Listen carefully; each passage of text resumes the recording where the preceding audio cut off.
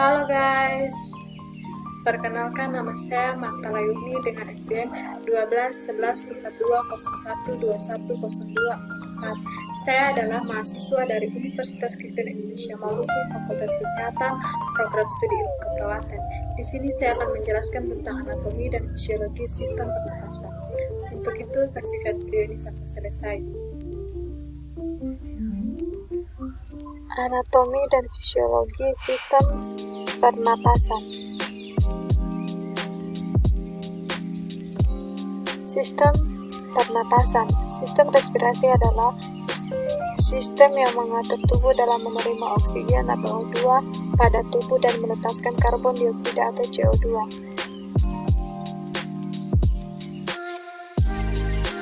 Sistem pernapasan dibagi menjadi dua bagian. Yang pertama adalah sistem pernapasan bagian atas dan yang kedua adalah sistem pernapasan bagian bawah.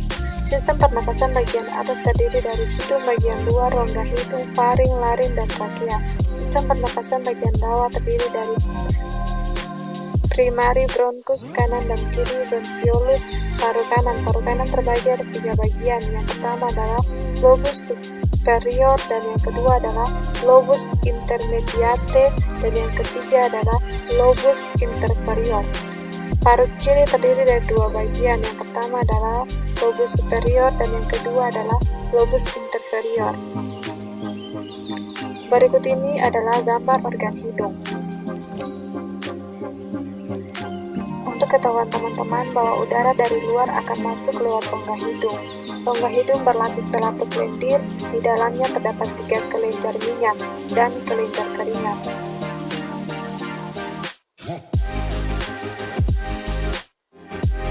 Dan udara yang dihirup melalui hidung akan mengalami 3 hal. Yang pertama adalah akan dihangatkan, dan yang kedua itu disaring, dan yang ketiga dilembabkan.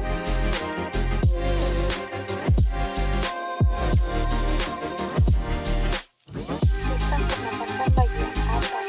Yang ketiga adalah laring. Laring merupakan suatu saluran yang dikelilingi oleh tulang rawan. Laring berada di antara orofaring dan trakea.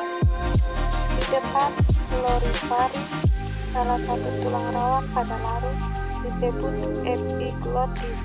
Epiglottis terletak di ujung bagian pangkal laring. Fungsi utama laring adalah untuk menghasilkan suara dan juga sebagai tempat keluar masuknya udara. Selain itu, laring pun memiliki 3 struktur yang sangat penting. Yang pertama adalah tulang rawan atau cricoid. Yang kedua adalah selaput pita suara dan yang ketiga adalah epiglottis.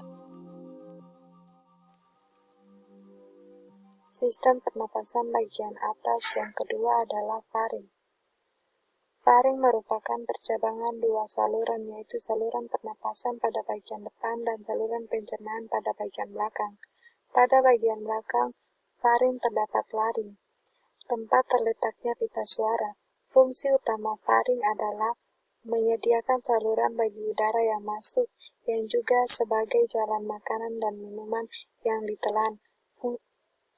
Faring juga menyediakan ruang dengung untuk suara percakapan. Teman-teman bisa melihat ini adalah gambar faring.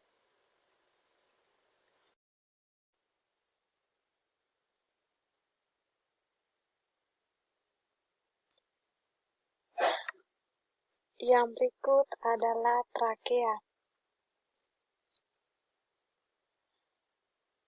Trakea atau tenggorokan berupa pipa yang panjang sekitar 10 cm terletak di bagian leher dan sebagian di rongga dada. Dinding tenggorokan tipis dan kaku dikelilingi oleh cincin tulang rawan dan pada bagian dalam rongga bersilia. Silia-silia ini berfungsi menyaring benda-benda asing yang masuk ke saluran pernapasan. Trakea. Trakea merupakan penghubung antara laring dan dengan paru-paru. Trakea berbentuk tabung 2 kali 11 cm, terletak di leher, di bawah laring, dan di depan osofagus, dan C6 sampai toroa dan mediastum. Terbentuk oleh 16-20 hilmen kartilage yang berfungsi sebagai alat penahan agar saluran pernapasan tetap terbuka dan dilindungi oleh jaringan kolagen berbentuk spiral dan diperkuat oleh otot polos. Terdapat pusat produksi cairan mukosa untuk saluran pernapasan, yaitu sel goblet dan sel silia.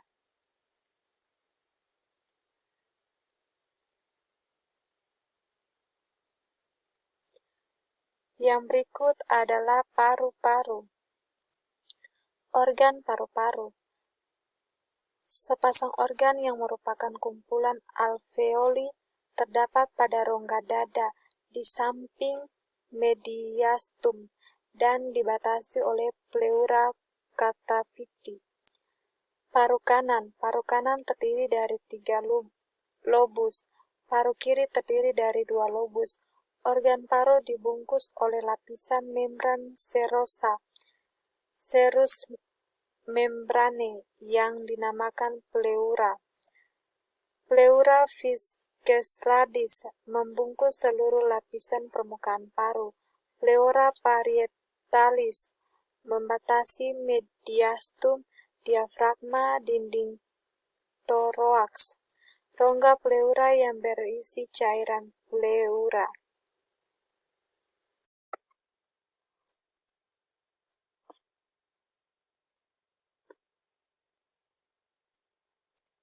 Lanjut, organ paru.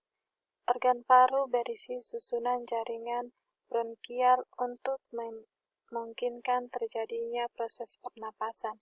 Susunan bronkus, bronkus primer, bronkus sekunder, bronkus tertiar, dan bronkiolus terminal.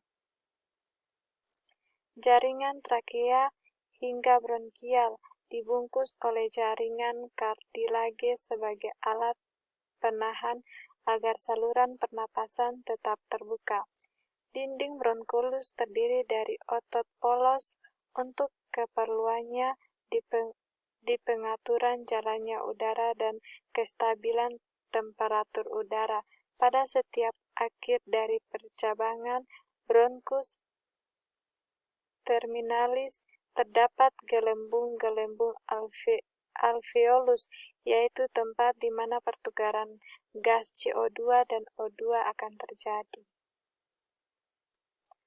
Bronkus merupakan cabang utama perjalanan pernapasan menuju paru-paru.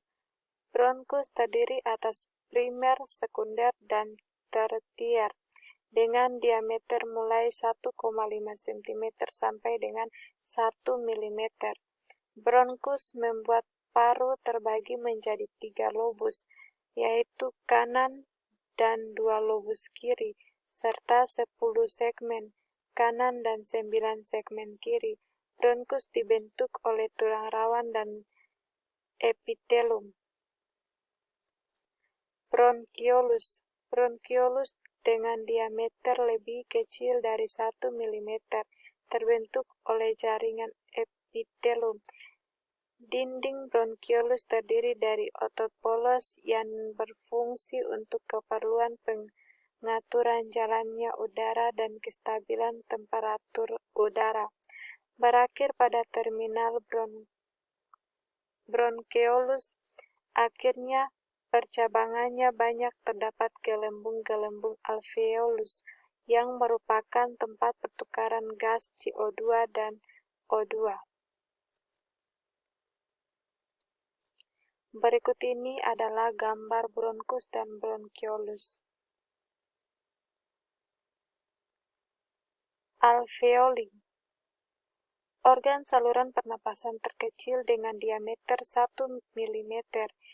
Alveoli dibungkus oleh pembuluh darah kapiler, di mana darah yang mengandung CO2 akan dipertukarkan dengan gas O2 dari udara yang diserap. Struktur alveoli terdiri dari 3 pembungkus sel. Yang pertama adalah simple squamous epithelium. Yang kedua adalah alveolar macrophage. Dan yang ketiga adalah surfactant rectincule. Alveoli bergabung dalam satu sakus, satu ductus, bronchus respiratory, dan lobus pulmonalis. Actinus, kumpulan ductus dalam 1/2 lobus. Berikut ini adalah gambar alveoli. Mekanisme pernapasan. Ventilasi adalah proses masuk dan keluarnya udara. Akibat adanya gerakan kosta dan diafragma menyebabkan terjadinya perbedaan tekanan udara. Tenaga yang mengalirkan udara sehingga menurunkan diafragma ke bawah, membesarkan rongga dada. Demikian sebaliknya kalau keluar. Mekanisme menarik napas.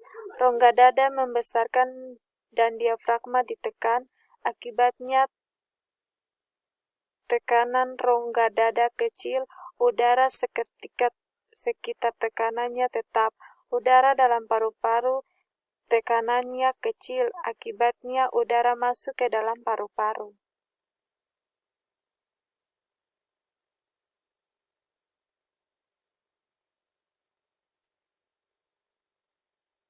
Proses pernapasan. Proses pernapasan dibagi menjadi 2 bagian. Yang pertama adalah proses internal dan yang kedua adalah proses eksternal. Proses internal yaitu proses oksidasi glukosa atau molekul lainnya untuk memperoleh energi, di mana pada proses ini dibutuhkan oksigen dan pengeluaran karbon dioksida. Pernapasan eksternal ialah pengambilan oksigen dari udara dan pengeluaran karbon dioksida. Sekian dan terima kasih.